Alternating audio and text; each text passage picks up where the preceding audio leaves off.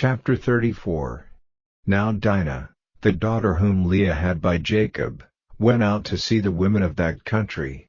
And when Sichem, the son of Hamor the Hivite who was the chief of that land, saw her, he took her by force and had connection with her.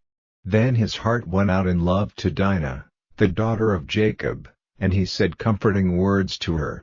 And Sichem said to Hamor, his father, "Get me this girl for my wife." Now Jacob had word of what Sichem had done to his daughter, but his sons were in the fields with the cattle, and Jacob said nothing till they came.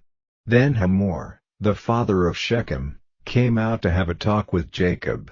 Now the sons of Jacob came in from the fields when they had news of it, and they were wounded and very angry because of the shame he had done in Israel by having connection with Jacob's daughter, and they said, "Such a thing is not to be done." But Hamor said to them, "Sichem, my son, is full of desire for your daughter. Will you then give her to him for a wife, and let our two peoples be joined together? Give your daughters to us, and take our daughters for yourselves. Go on living with us, and the country will be open to you. Do trade and get property there." And Sichem said to her father and her brothers, "If you will give ear to my request, whatever you say I will give to you. However great you make the bride price and payment, I will give it, only let me have the girl for my wife." But the sons of Jacob gave a false answer to Sichem and Hamor his father, because of what had been done to Dina their sister. And they said, "It is not possible for us to give our sister to one who is without circumcision, for that would be a cause of shame to us, but on this condition only will we come to an agreement with you. If every male among you becomes like us and undergoes circumcision, then we will give our daughters to you and take your daughters to us and go on living with you as one people. But if you will not undergo circumcision as we say, then we will take our daughter and go." And their words were pleasing to Hamor and his son Sichem. And without loss of time the young man did as they said, because he had delight in Jacob's daughter, and he was the noblest of his father's house.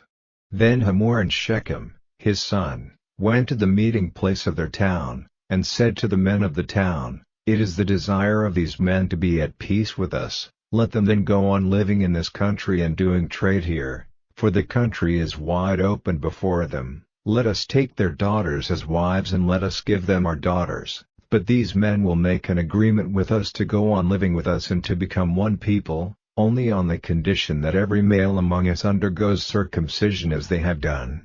Then will not their cattle and their goods and all their beasts be ours? So let us come to an agreement with them so that they may go on living with us."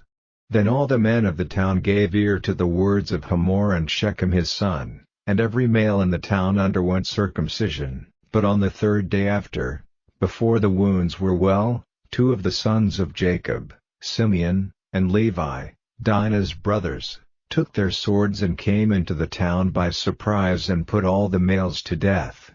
And Hamor and his son they put to death with the sword, and they took Dina from Sichem's house and went away. And the sons of Jacob came on them when they were wounded and made waste the town because of what had been done to their sister. They took their flocks and their herds and their asses and everything in their town and in their fields, and all their wealth and all their little ones and their wives. Everything in their houses they took and made them waste. And Jacob said to Simeon and Levi, "You have made trouble for me and given me a bad name among the people of this country, among the Canaanites and the Perizzites, and because we are small in number they will come together against me and make war on me, and it will be the end of me and all my people." But they said, "Were we to let him make use of our sister as a loose woman,